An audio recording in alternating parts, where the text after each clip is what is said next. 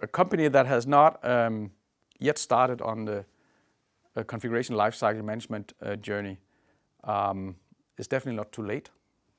There is a way forward, but of course the later you wait, or the more you wait, the longer it takes to get value out of it.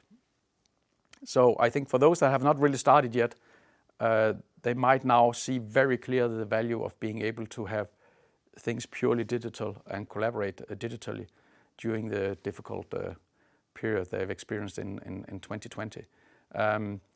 And we would recommend that if they want to start on a CLM journey, they should be clear on the vision, and they should have defined some good way forwards and how they want to move towards it. And there are different places you can start. You can start in sales, engineering, manufacturing, or from the service side. You can start in aligning the internal processes, or you could look at giving your customers a better digital journey. These are all different places you could start towards the vision of having a single source of truth of your configurable products. And they can all work depending on the situation and where the pain is felt the most, or where one could see the shortest path to value. All these different starting points could work.